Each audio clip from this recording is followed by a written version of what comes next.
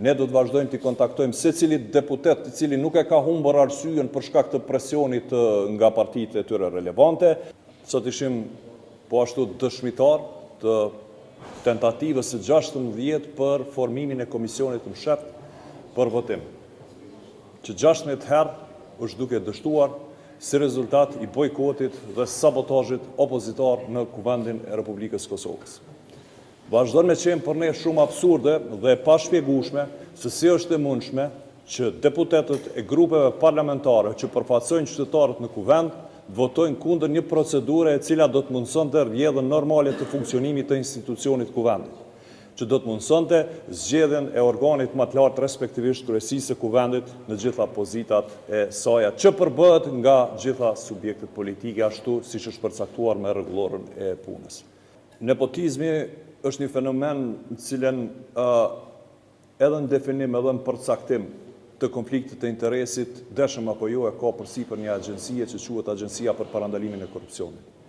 Dhe konsideroj që ajo duhet ta ketë fjalën e vet me qëllim që mos ushqehet në opinion publik tema që ndoshta në thelb edhe janë të paqëndrueshme. Nuk po du me gjyku, mos më keq kuptoni. Por kur të flasim për konflikt të interesi, kur po flasim për privilegje, kur po flasim për shfrytëzimin e pozitës së pushtetit me qëllim të arritjes së ndonjë përfitimi të caktuar, për shembull, mendoj që kemi në Kosovë institucione tashmë të konsoliduara që japin mendim ose ndonjë vendim lidhur me këto çështje. Prandaj, krejt çka mund të them është ndoshta duhet i drejtohemi shumë mirë që po bëhen tema, konsideroj që fakti se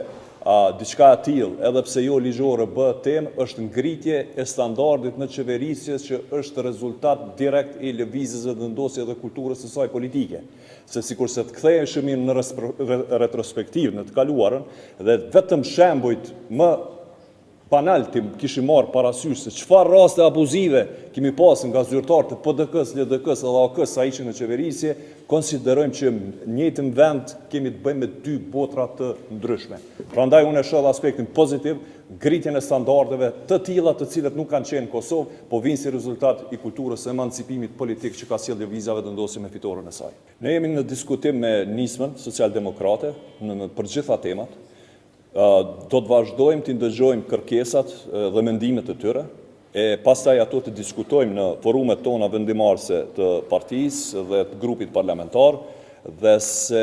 këtë kontakt jemi duke e bërë vazhdimisht, dhe jo vetëm me zotin Limaj, ne do të vazhdojmë të kontaktojmë secili deputet i cili nuk e ka humbur arsyen për shkak të presionit nga partitë e tyre relevante, dhe dalim nga kjo krisa më shpejt. Prandaj shfrytëzoj edhe rastin që edhe nga këtu bëj thirrje kolegëve deputet, ju kisha lutur që spaku tentativën sot ishte 16-a, 17-ën, kemi diçka konkrete sepse me të vërtet ka kaluar çdo kufi të arsyes këtu.